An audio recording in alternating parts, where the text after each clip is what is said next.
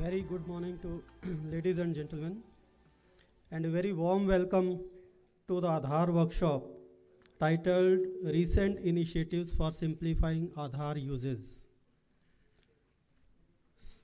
This is the third workshop UIDAI Regional Office Bangalore is conducting. So earlier workshops were in the state of Tamil, it is in the state of Kerala, and the other workshop was in the UT of Puducherry. This is the third workshop in Karnataka.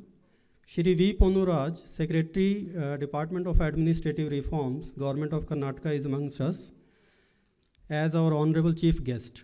A very warm welcome, sir. The CEO CEG Shri Sunil Pawar will also be joining shortly. The senior officers of Department of Administrative Reform CEG, project directors and deputy secretaries and the assistant secretaries and the other senior officers as well as the other staff who has joined from the various departments. A very warm welcome to the Aadhaar workshop. Now I would request our chief guest, Shri V. Ponuraj, to kindly take seat on the dais, please.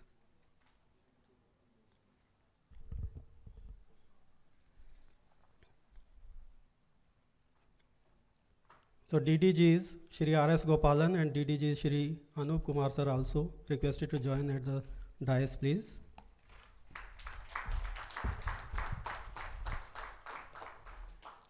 I would request Shri R.S. Gopalan sir to formally welcome the Honorable Chief Guest by presenting a bouquet, please.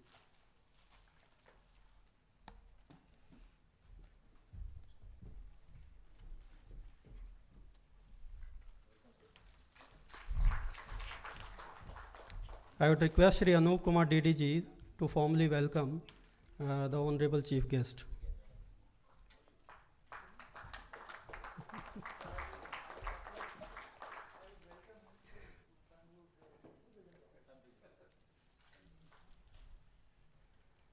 I request the Honorable Chief Guest to kindly light the lamp, please.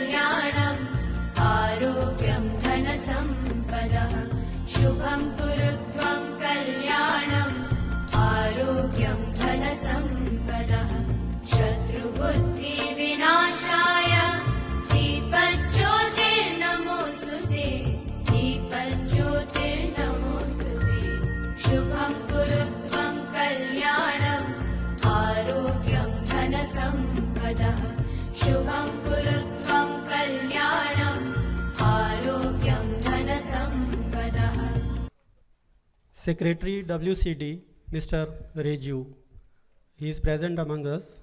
So I request sir to kindly take the seat at dais, please. Please, sir, join at the dais.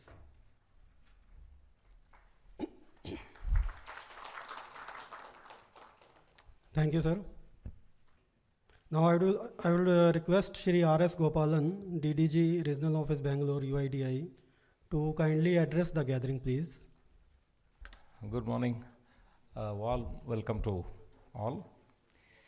My dear senior Sri Ponuraj, Sri Reju, Secretary WCD, and all the senior officers of the Government of Karnataka,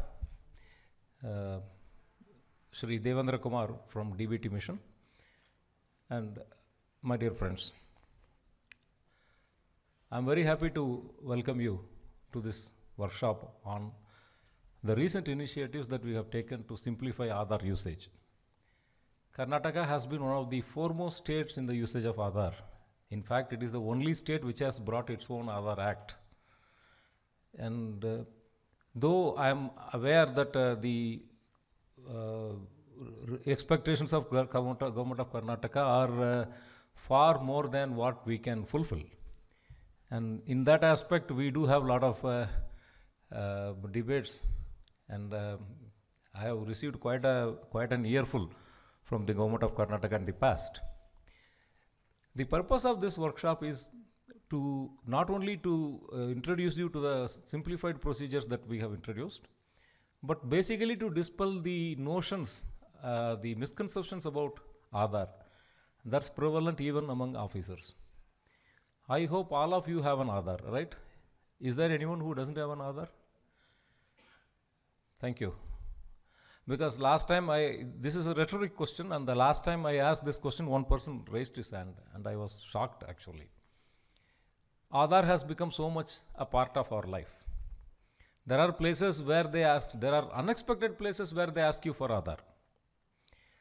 So as the user of Aadhaar, as an Aadhaar holder, you must be aware of certain things, if not as an officer. The first thing is that Aadhaar is purpose blind. Basically what we mean by purpose blind is that when you are using Aadhaar to establish your identity, Aadhaar, UIDAI does not come to know the purpose for which authentication is done. Basically, in simple terms, if you are linking your Aadhaar account, your bank account to Aadhaar number, we do not get to know about your bank account details at all. We don't get the bank account number or the balance in that. Similarly, if you are linking your Aadhaar to the PAN card, UIDAI does not get to know about your PAN card details at all. We have no access, we will have no access to your PAN card or your income tax returns. We don't have. We collect only 5 fields. We have only 5 mandatory fields. Your name, care of. Earlier this used to be son of, daughter of, wife of. After some disputes and judgments in the court, we have changed it to care of. Number 3 is your gender. 4th is your date of birth. And 5th is your address.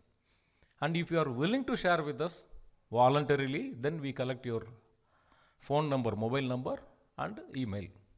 So except these 7 fields, we do not store any other data. We do not collect any other data. We do not store any other data.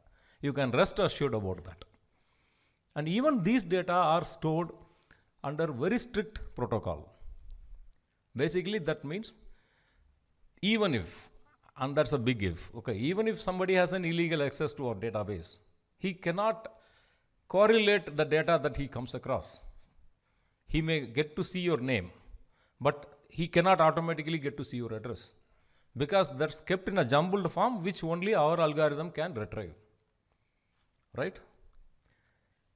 And you don't have to worry about the physical security of the data at all. In point of fact, Google, YouTube and Instagram, they know more about you than we know. You have voluntarily shared a lot of data with Google. You have shared only 5 fields with us, and those 5 fields are safe. Number 2 is that Aadhaar Act clearly prohibits us from using the core biometric.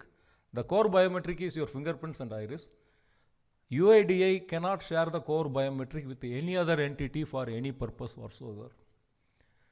So if you watch a movie They will show you that the police department, the hero will be in police department, he will get a fingerprint, then he will call UIDAI and ask, ye kaun hai, who is this? No, we do not reveal your identity. We do not share this core biometric even with police. Nobody. That's prohibited by the Act. Act provides for sharing of certain demographics data like name, etc., provided the order is issued by a High Court judge.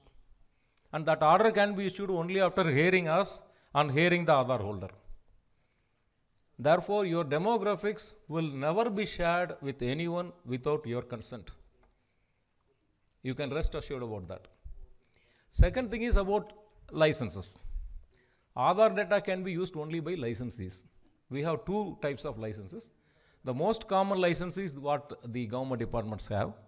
That is an Aadhaar user agency license, AUA license, in which you establish the identity of a person by tallying the Aadhaar number and fingerprint, or Aadhaar number and iris, or Aadhaar number and OTP.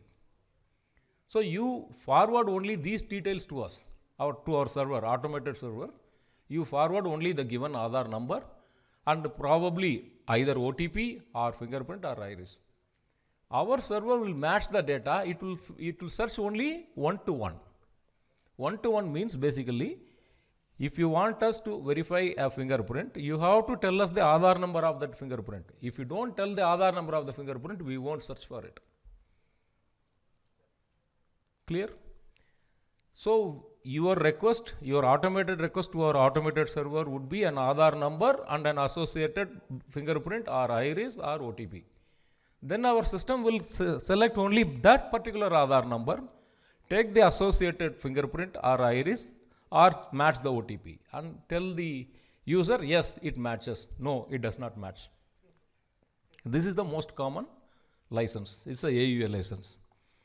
But in addition to this license, we have a KUA license, which is a KYC user agency, which is normally banks and telecom companies.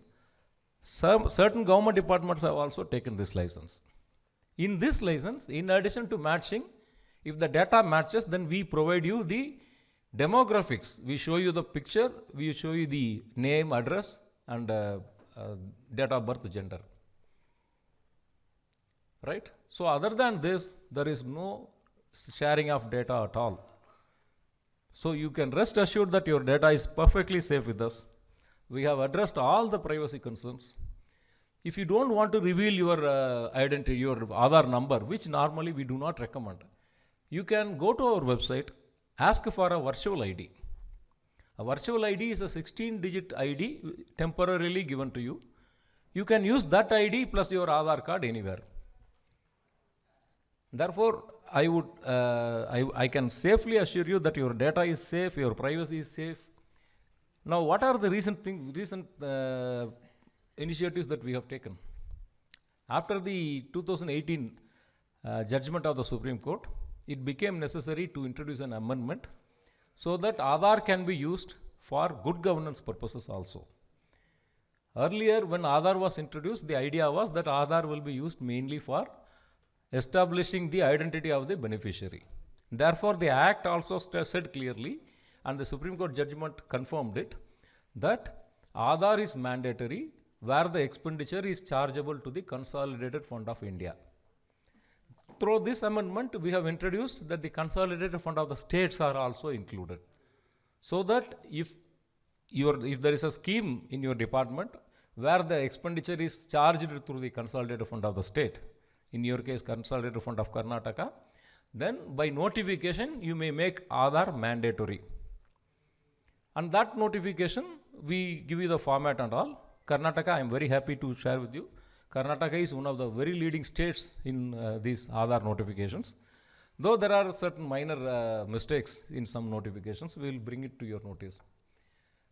So, number one, if an expenditure is going to be from the Consolidated Fund of Karnataka, then you may make Aadhaar as mandatory. Number two, even if it is not from the Consolidated Fund, then for the sake of good governance, then you can notify a scheme. where Aadhaar use will be mandatory.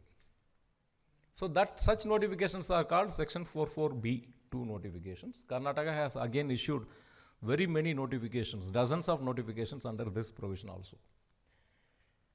Now, wherever Aadhaar is made mandatory, the law stipulates that the same notification should also specify how to deal with people who do not have Aadhaar. Now, about somebody who does not have Aadhaar, we have two provisions mainly. Number one, you can ask the person to enroll for Aadhaar and give you that enrollment ID, which can be treated as good as Aadhaar number. That's one way. Secondly, in addition to that, the state governments should notify alternative forms of identification such as PAN card or electoral ID card or family ration card or any other document issued by the state government. So this use of alternative documents must also be specified in the notification. And therefore, Supreme Court has clearly said, and the law has also clearly stated, that no beneficiary, especially a child beneficiary, no beneficiary should be deprived of a benefit just because he could not produce Aadhaar or just because the authentication failed. Now, if you see all these newspaper items, that's exactly where the cutting edge people commit the mistake. They deny a service because Aadhaar authentication has failed or because this person could not produce an Aadhaar number. So I would request the departments to sensitize your cutting edge field people how to deal with cases where there is no Aadhaar. Then we have recently introduced face authentication. This face authentication is very useful for retired people who are seeking their life certificate. There is a life certificate to be submitted by the retired people every year. Recently, we have introduced an app for this facility, so it makes it very easier to establish the identity of a retired person through this app.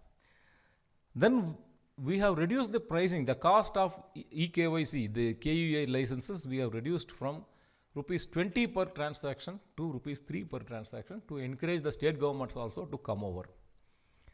And we have issued a notification, we have issued an office memorandum very clearly stating that for all the purposes of Aadhaar, a state government is considered as a single entity. That basically means two departments of the state government can compare and deduplicate their databases without the need for encryption. Subject to the usual IS, information security needs, you don't have to encrypt the data before comparison. So that makes life much easier for the state governments. Now the state governments can compare data across different departments. For example, the state government can compare whether any of its employees are any of its beneficiaries. An employee, state government employee, should not be a beneficiary of the state government program. That can be now easily found. Then we have introduced offline verification for Aadhaar, offline verification for Aadhaar cards where there is no connectivity or there are connectivity has failed temporarily. Now for this purpose, we have introduced a very secure QR code in the Aadhaar card itself. You would see that there is a QR code in Aadhaar cards which have come after 2019. By the way, you can download your copy of e-Aadhaar from our website free of cost 12 times a year. And that is as good as your regular Aadhaar card. There is no such thing as a original Aadhaar card and a duplicate Aadhaar card. All forms of Aadhaar are equally valid. We have an app in the Play Store which is called mAadhaar. You can download that app and install. After you feed your Aadhaar information, it will keep a copy of your Aadhaar status there, which you can show, for example, at the airport entry. You can use it as a form of identification. I was telling you about the QR code. QR code, it has a proprietary technology. It cannot be forged, it cannot be compromised, hacked. Now, what does that QR code show? We have a QR code reader also. Though any reader will read this QR code, but we have a proper, our own official QR code scanner introduced in the Play Store. You download and install that. Now, whenever you see this Aadhaar card, it has a QR code. You scan that QR code with our app. It will bring out the complete detail, including the photograph. Therefore, if you see an Aadhaar card, sometimes people have submitted forged Aadhaar, wherein they have changed their name or their photo. Even in such cases, the QR code will show you the original. This information need to be passed on to the cutting edge people so that they will not have any worry, any doubt about the authenticity of an Aadhaar card. Every day I get at least 3-4 requests from different police stations of the state. They are asking us to verify whether this is a genuine Aadhaar card. Now you want to verify the genuineness of an Aadhaar number. You can go to our website and feed that Aadhaar number. It will tell you whether that Aadhaar number exists. It won't give you personal data, but it will tell you which state, which PIN code, what gender, and age group in 5-year bracket. Suppose somebody is 43-year-old, it will say male 40 to 45 years, so that you can roughly identify the person. For accurate identification, you have to scan the QR code. If only this information is passed on to the field, we can save a lot of trouble on the part of the state government officials.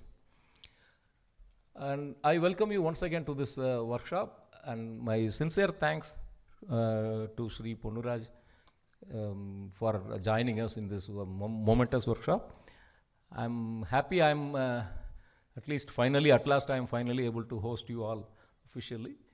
And I am laying down my charge in another 10 days' time, and my successor here, Shri Anup Kumar, he is going to take over, and you will be dealing with him, sir. And I hope he will enjoy the same cordial relationship. Thank you very much.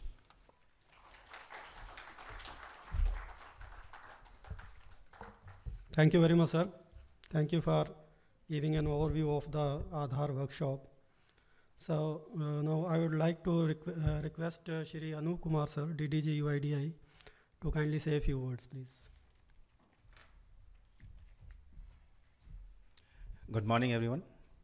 Shri Ponnuraj, Secretary. Shri Reju, Secretary WCD, all senior officers of Government of Karnataka, our ecosystem partners, our guest speakers. On behalf of UIDAI Regional Office, I once again welcome you all for this workshop. And you would have seen the agenda that we have lined up various topics on this. And as Mr. Gopalan told, that Karnataka was one of the pioneer states in starting Aadhaar. Aadhaar implementation started in Karnataka in October 2010, when Aadhaar had just launched.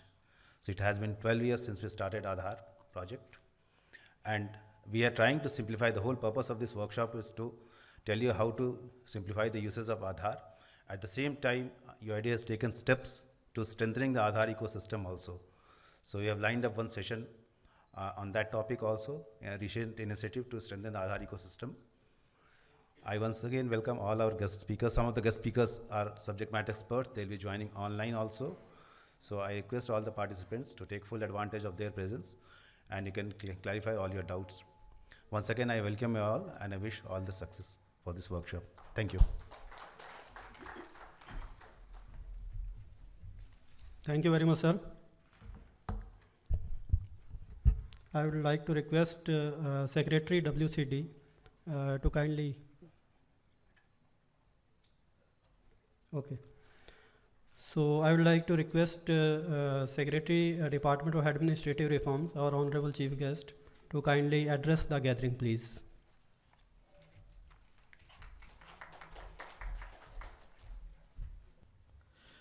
Morning, Gopalan Sahab, Anup ji, Raju, Devinder, and all my colleagues here from state government as well as from Government of India and other. I'm happy to be here before all of you and address all of you on this occasion where the state government and central government would intend to make use of Aadhaar in various activities which we day in day out perform and achieve the intended benefits which Aadhaar tries to bring in, and also make the delivery of services as well as the governance achieve a better fruits for the citizens of our state as well as the nation. In doing so, I would like to just take you people back a little bit and then try to bring it, to the context in which Aadhaar is going to play a central role in the way we perform our activities, both in terms of service delivery as well as in governance systems. All of us know that the systems which we follow in government has been put in place by Britishers when they came here as our guests, and then they occupied the nation, and then they left us a legacy system, and that legacy system is basically devised on pen and paper, and then pen and paper system more or less has been there till the end of 20th century and beginning of this century in almost all offices.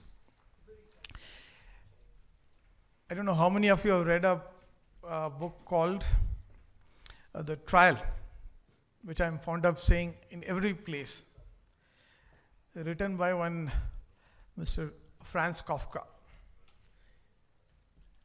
It talks about system which is built by governments, wherein we will find more and more of almirahs and files, where the human faces will be buried inside those almirahs and the packs of files, and you would hardly be able to interact with them. And that's a system which we have been dealing with for a century or more. Later, with the advent of the technology, we moved on to calculator. Then also the computers came. The computers initially when they came, they tried to replace the calculator, and then they replaced typewriter, and then they try to enter into various walks of life. But initially we had systems as if right now the supercomputers, if is to be brought here, first thing what we would need is a completely air-conditioned system, right? So that is how I remember when in my school a computer was introduced. First thing was that computer room was created, air conditioning was done, when we never knew what air conditioning was those days, so it was introduced. And then the very important thing was that when you have to enter that computer room, first thing you need to do is that remove your footwear outside and then enter as if you're entering into a temple. So that's how the systems got introduced. And then those days, if you look at the CPU used to be such a big thing. Now you don't even see a CPU anywhere. I mean, it's all built all in one, and then I don't know, we are moving from those systems to computing devices. We don't even need a computer. We are now talking about computing devices which can be as smart as your handheld mobile phone, which can perform everything which once those supercomputers used to perform. So the technology has moved on so much, and now we are moving away from the computers and softwares and systems which we make for our use in a custom-made manner. So that's used to be the the trend till 10 years back or 5 years back. Now, though, everybody is offering the cloud services. You talk about software as service. You talk about platform as service. Now our people, when I was talking about, we were discussing about data center, they were saying, sir, why do we do this data center at all? We will even go for procuring infrastructure as service, and we're done with it. So that's the way things are changing. But still, government has not adapted fully to it. Though it has been trying to cope up with all these changes, because government cannot be excluded or be in isolation from all these changes happening in the society in the technological front. So we have been adapting it, but then to what extent we have been able to do it, that is something which we need to look at. Now, when we look at the computerization, what we try to introduce, we moved on from, as I was talking about, from calculators to typewriter being replaced. Then after that, initial our efforts were that you take a computer, keep it as a storage unit. So it was like almost like an electronic almirah initially. Then we moved on. Now those days, if I remember, we used to use the Trimurtis. I'm sure you will understand what Trimurti I'm talking about. One, the word processor, the Excel, and then your presentation. Without these three, now our life cannot run. You have a meeting, you need a presentation. If you have a paper to be submitted, you need Excel, otherwise you will not be able to calculate all the the data which you need. So that's how we have now become dependent on the computers. But then when we introduced in our computer the government system, initially what we did was that we used computers as gatekeepers. So we largely hooked onto computer systems for delivery of either benefits or some services. So wherein we used to take online application and then deliver the certificates or services online, but then the backend used to be again same old grinding machine, right? So then we moved on a little bit. Some of the departments try to do end-to-end online services, and then governance also, back office automation also started off. And in fact, if you look at in Karnataka, one of the early IT systems introduced was Bhumi system, which tried to do back office automation also. Then there is no looking back after that. Departments after departments, they went on putting systems which now more or less most of the departments are in the scenario wherein we have almost achieved in every department the major core functions on the digital systems. Now, we cannot say that we are still in the pen and paper system as on today. But if you look at the way what we have done and see whether we have achieved what we can achieve in terms of computerizing and then governing us in a digital framework and then achieve its intended benefits. If you look at the standing of India in terms of e-governance today, we are nowhere. Countries like Denmark, Estonia, South Korea, they are not even size of one of our states. They are all toppers, and we are nowhere nearby.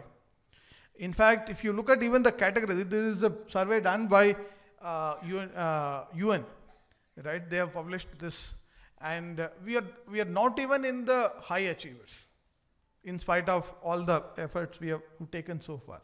Why is it happening? This is happening because we have done systems. Every government department goes in for a computerization. But then when we go for computerization, what we do is that we just mimic what was there on the paper. We don't actually do BPR, which is must. If at all, we need to actually derive full benefits out of the computerization or a digital mechanism being introduced in the government system. So that is one of the major drawbacks. As a result, what happens is that every system which government builds works in silos, and the systems which work in silos store the data in different databases. the databases of different departments do not talk to each other. Now, you duplicate data. In creating data, you duplicate. In storing data, you duplicate. In processing data, again, you do duplicate processing.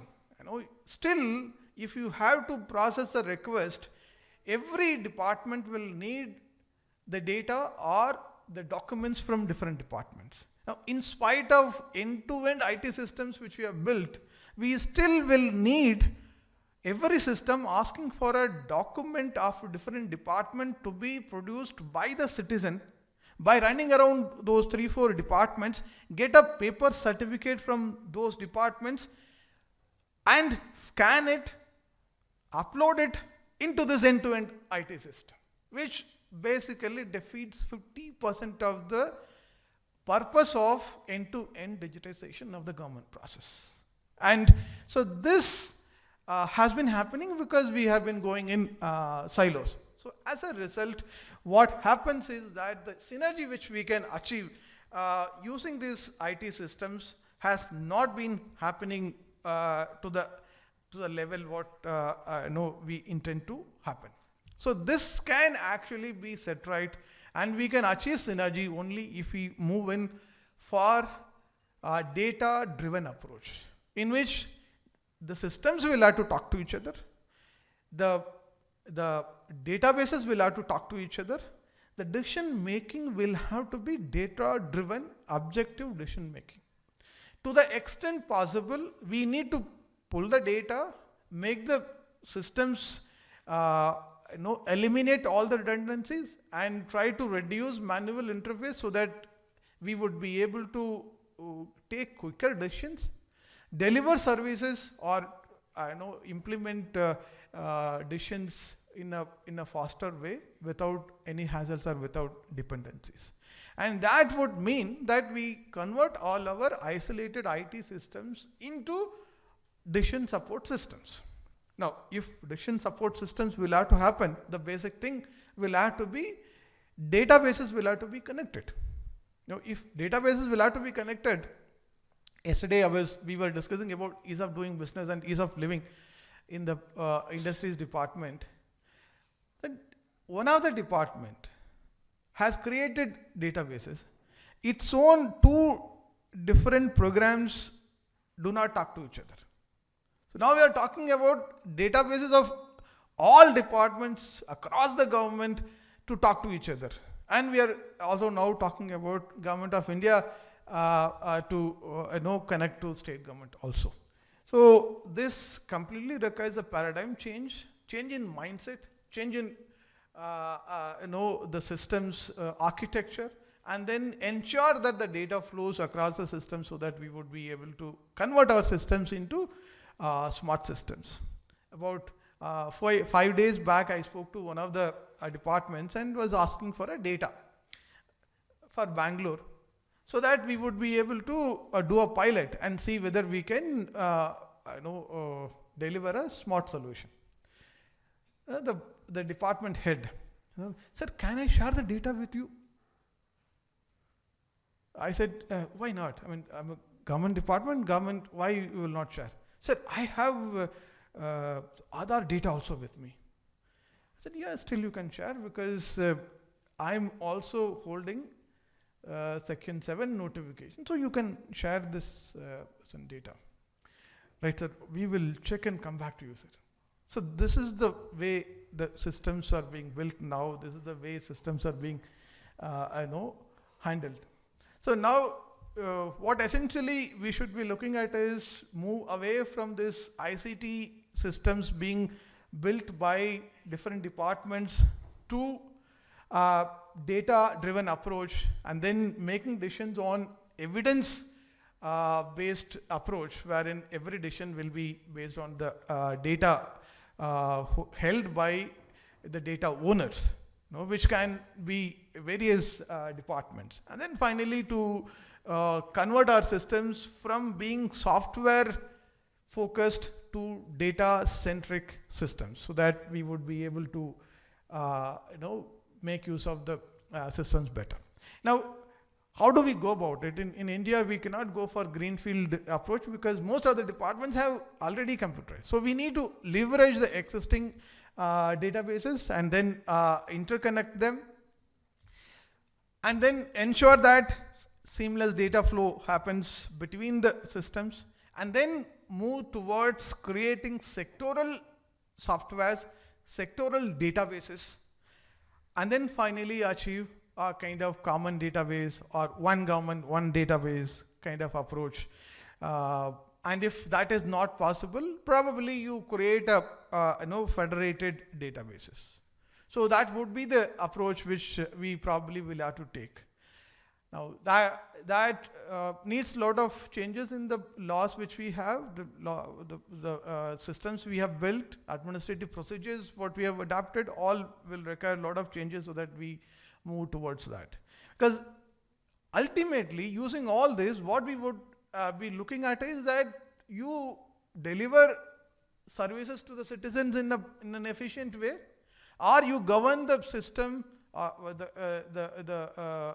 administrative machinery in a better way. So this we have tried to achieve in government of Karnataka using one system.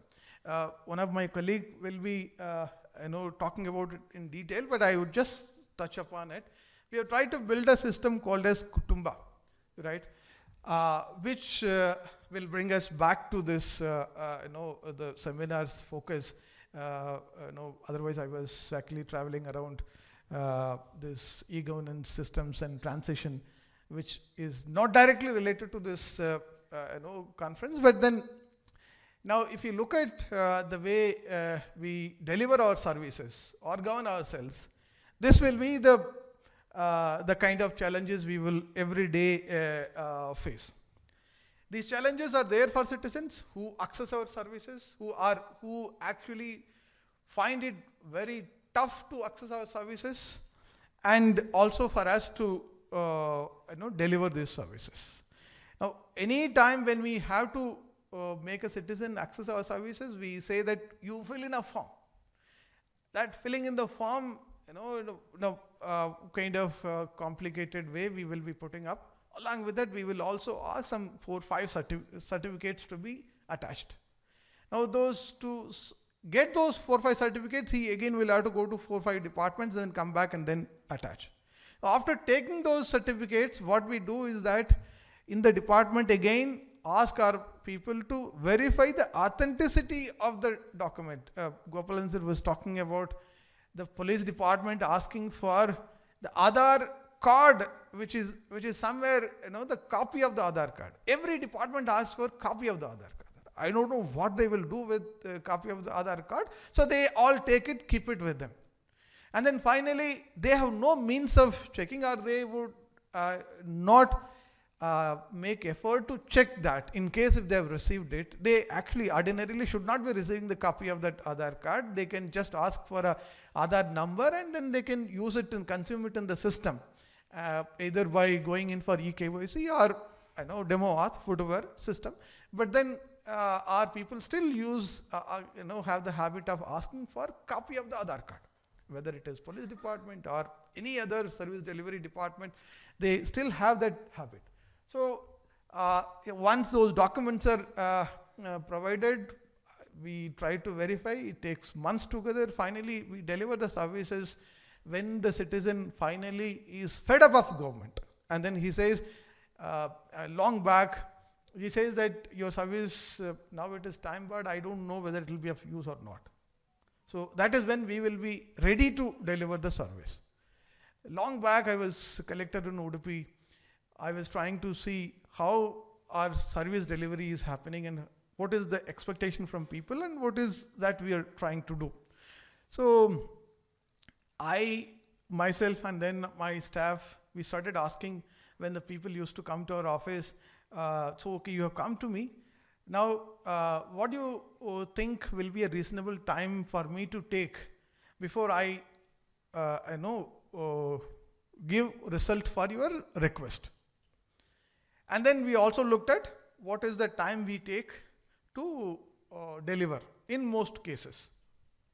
in 2006 we were trying to do, to see what is the service delivery gap. What is that people expect, what is that we do. We looked at the closed files in each category and saw it takes anywhere between 2 to 6 months. This was our in non-complicated cases. Complicated cases, it can even take years. So, but 2 to 6 months was the. So we were asking people, what is that you expect? The clear result was that if it is possible today, if not, max of 1 week. Beyond that, sir, you can give that service to my son. Well, that's the approach which people were taking. So how do we achieve those? So here is system we try to build called as Kutumba, wherein this system tries to achieve a federated database by linking the databases from various departments. The databases from Food and Civil Supplies Department, database from caste and income certificates generated by Revenue Department, the Education Department database, and whatnot. So most of the departments, what we have, we try to take those data. And if you see, every department duplicates a lot of details for the same person, right? Then we try to achieve a system wherein we cull out the data, whatever is needed for achieving certain intended benefits, or whenever somebody wants the data, we cull out and then provide that data. In that, a major problem is how do we identify a data which is available for a particular person in one database and then link it to the database data relating to the same person in another database, which is a major challenge. So I would like to thank Aadhaar profusely for that, because without Aadhaar being there, probably we would not have achieved this federated system. We have used Aadhaar as a common identifier to link the databases. Luckily, the major departments of Karnataka went in for taking Section 7 notification for their regular service delivery or the benefits to be given to the citizens, like Food and Civil Supplies Department and Revenue Department. And so each of the department, wherever they have taken the Section 7 notification, we culled out the data, we pulled the data, and then try to link each of the data sets using Aadhaar as a common identifier. And now we are in a position wherein we are able to cover about 95% of the rural population. And in urban area, we are able to cover about 50 to 60%. And there is a gap in urban area which we still need to fill in, because the departments providing services or benefits to the urban population comes down. Since we have not adopted an approach of creating common database by going in for a massive survey like census, we did not do. Since we are trying to leverage the existing databases and then connect all the databases using Aadhaar, the departments providing services using Aadhaar in urban area is comparatively low, which probably DBT mission as well as Aadhaar also will have to look at how do we reach out to the urban populace, because 50% of the urban populace is still not reached by the government's providing any services. I'm not talking about providing ration to them. It is not that I'm talking about. Any services, still about 50% of the urban populace is not touched upon. It could be a section of society which doesn't need government benefits, or a section of society which is not able to access government benefits. It could be both. So we still have the responsibility to reach out to that 50% of the population, and if they choose not to utilize it, it is their choice, but at least we should be enabling them to do that. Having said that, I have underlined the fact that why we need Aadhaar. Okay, I'm not touching upon how do we do it, how do we incorporate it. All that both other authorities and my colleagues will be dealing with it in different sessions. So I'm just touching upon the concepts. I would just like to underline few use cases, but underline the system of connected databases and the need for it by just quoting one or two use cases. We recently tried to transform the way the government bus passes are provided to the students. What happens is that you can look at the existing process flow and the new process flow. On the left hand side, you can see how it moves through. Every year, student is required to apply online, provide 3 or 4 certificates, and then wait. Then the system will push the data to the road transport corporations. The road transport corporations will sit with each of the applications, which runs into about 20-30 lakhs per year, and each of the file will have to be gone through by the RTC staff. Then they make it eligible by checking 3-4 eligibility criteria, that the person is studying in a school, the student is studying in a school, and the student resides in a particular place and goes to a particular school. The distance between these two is within 60 kilometers. All these 3 are to be verified from the papers, and takes anywhere between 1 month to 45 days to deliver this service for 20-30 lakh students. Now we are transforming it in such a way that the student will have either a choice to just make one click in the school database, school software system, or he can come to one of the Grama 1 centers or Karnataka 1 centers and provide either a student ID, which is provided by the school, or Aadhaar number, and that is it. The student will not be asked anything else. Straight away the system will process rest of the items, because it will pull the residential data from eKYC authentication, then which is also available in school database.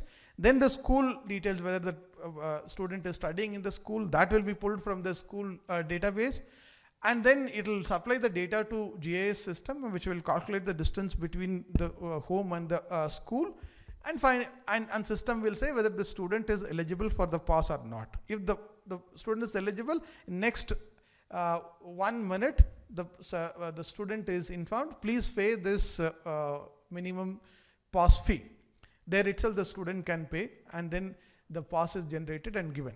Now the beauty of it is, once the student gets this in 1 or 2 minutes, from waiting for 30 days to 45 days, and the student is able to get in a few minutes. After that, one more advantage is there, that this pass will be auto renewed till the student graduates from the college. So that is the system we are doing. So every year repeating the same rut is completely eliminated. So this is the power of IT systems, how we can make use of in the governance and in service delivery using connected databases. So to connect all these databases, we would need a common identifier, and that is nothing else can work other than Aadhaar, is what our experience is. And we have some other use cases also. I would not like to bore you with all that, which we will deal in our session, but there are cases where we can try to use these connected databases to reduce the time taken for various activities. In this case, I've talked about conversion, which takes about 120 days, 40 days to 120 days in the current system, to 1 day we can achieve. So ultimately, what I'm trying to say is that data is new oil. Data is power. And we need to structure our systems in such a way that we are able to make use of that data. And we should also try to understand that we would be able to derive synergy if we ensure that the data flows across systems and across departments, so that our efficiency will improve, redundancies can be cut down, efficiency can improve, and then we can make our systems smarter system than what we have today.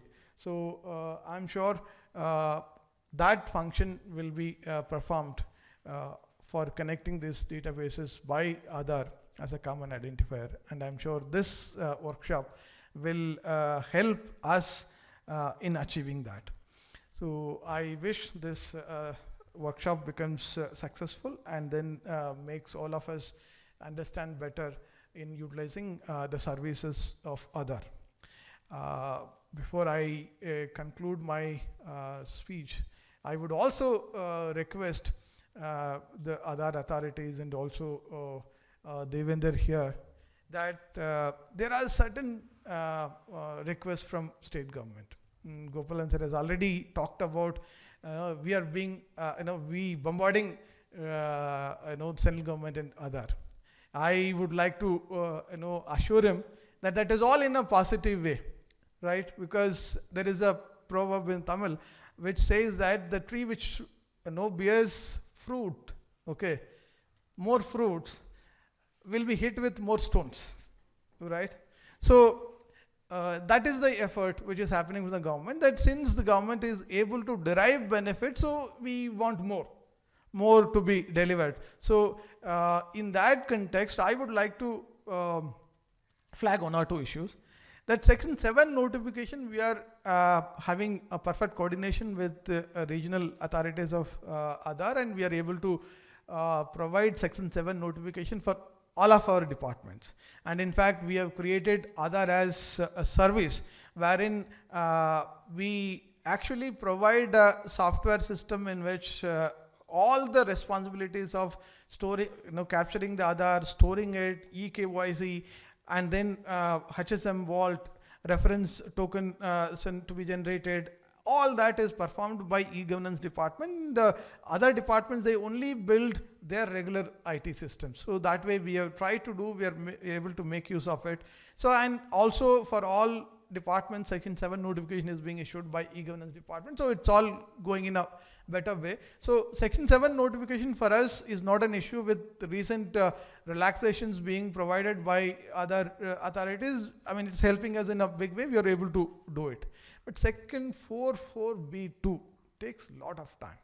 So my request to all of you is that while section 7 notification is a stringent one where we make the citizen to give it compulsorily, without citizen providing Aadhaar for accessing a particular service which is notified under section 7, we can even deny the service. But in case of section 44B2, we cannot deny the service. Section 44B2 is less stringent. But unfortunately, section 44B2, which is meant for good governance, which is needed for most of the departments, because most of the departments delivering services have all taken section 7 notification. Now what is remaining is section 44B2. Now section 44B2, which is less stringent, for which we will have to send proposal to head office of UIDAI and takes time. Mighty. So then it takes time, and after that, it at least takes about 3 to 4 months. So the department by that time has lost 1 year in implementation of certain programs. So my request would be that other authorities should consider changing this and delegating this 44B2 to the state governments. You can always do a post audit and then see whether we are going far beyond our mandate, whether we are misusing it, all that. Suppose if the state government is misusing it, you can always pull us back. So you can trust us. We will be responsible officers, and we would be using this responsibly. And anyway, if I misuse it, I'm liable to face action, right? So my request is that government of India should trust us, should delegate this powers to us so that we would be able to make use of this 44B2 in a big way than what we are using today. So that's one of my requests.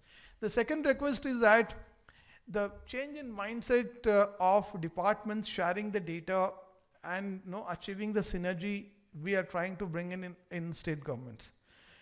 But at the same time, we find it extremely difficult, My colleagues here would vouch for it. Raju, Sunil, all of them.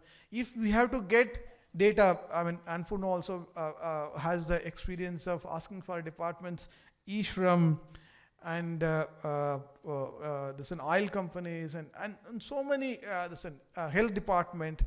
Everybody immediately says, no, we can't share any data with you.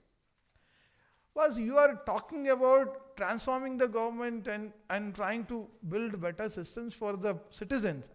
When you create your own empire, you create your own islands, how do we achieve that? And on top of it, certain departments of the central government mandate that state government should not do any IT system for their programs. And if that happens, what happens to the state government's, state government has to build its own systems.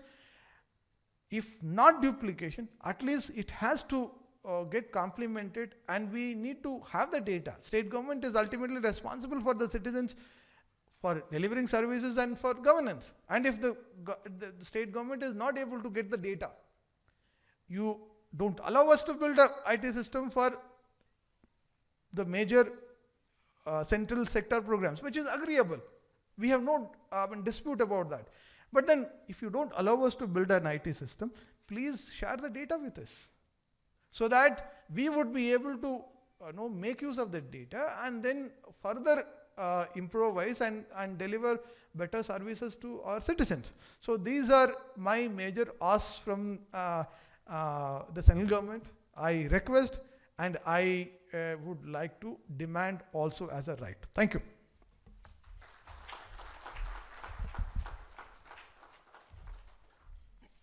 Thank you very much, sir. Thank you for your insightful and wonderful address to the audience. So it provides basically the deficiency which are there in the system as well as the expectation from the citizens, and where how the synergies can be achieved, and what are the obstacles in providing those synergies. So thank you very much, sir. Thank you so much for your comprehensive address. So in the meantime, Shri Sunil Pawar, CEO CEG, has also joined us. So UIDAI welcome, sir, to the workshop. Thank you. So my colleague, Mr. Krishnamurthy, will take up the next session for the felicitation to the supervisors. So please.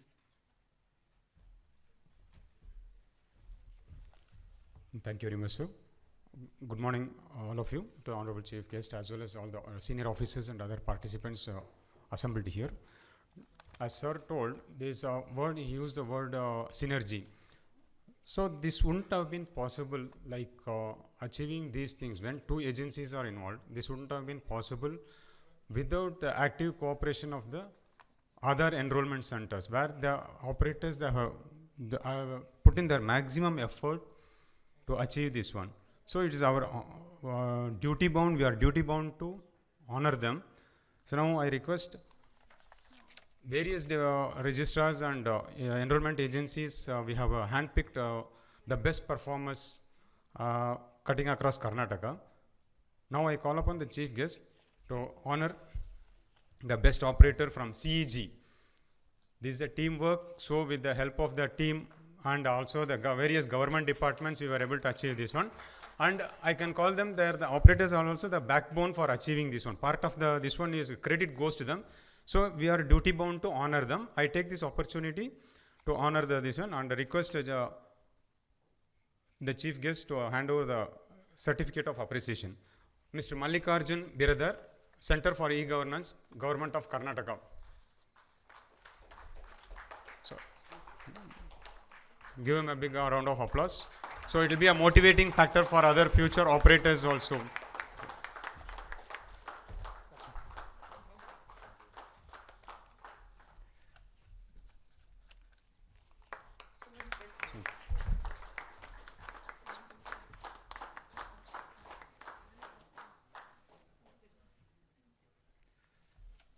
Mr. Virendra Patil, Directorate of EDCS, Government of Karnataka.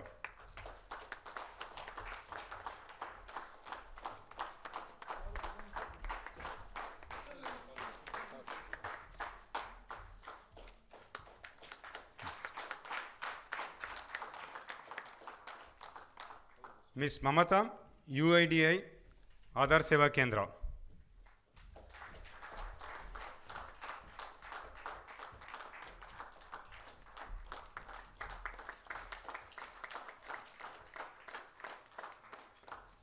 Mr. Dhanashekar, India Post, Karnataka.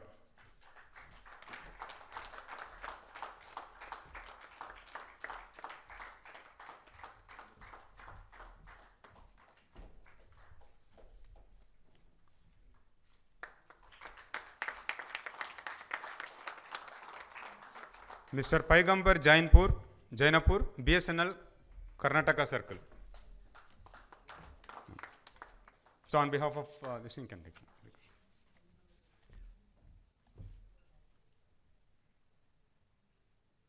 Ms. Girija C, UIDAI, ASK. Next.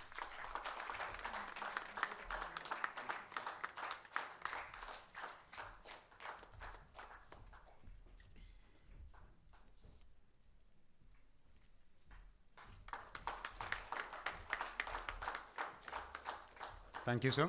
Thank you, sir. Thank you all the participants and also the operators who have got this Best Performer Award.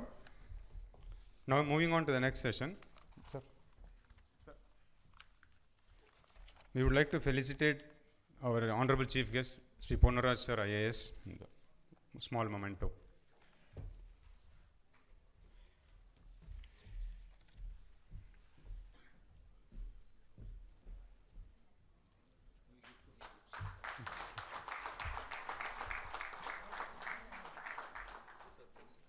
Next, I call upon Secretary WCD to come on the stage to accept a small moment of.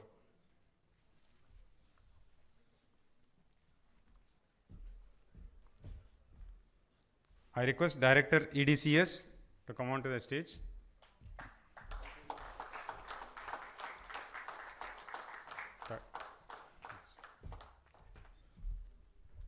I request CEO CEG to come on to the stage to receive the memento from our DDG, sir.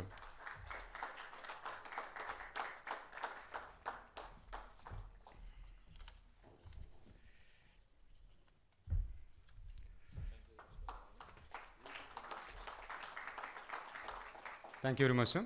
Thank you, sir. So, now, as part of our next this thing, we'll take a short break for coffee, tea break. Then we will be reassembling, where we will be just dwelling deep into the subject matter and this one purpose of this workshop. I request all the participants actively participate and so that we make it as a question answer session which will be more interactive and also the lively. Rather than it's not like a classroom session. I request all the participants to clarify their doubts because we have got all the senior members, officers here who will be handling the sessions, various sessions. This will be a great opportunity for them to clarify doubts also, as well as also it can put forth your views and this thing what you are facing on a day-to-day functioning of this one. Thank you very much. Thank you, sir.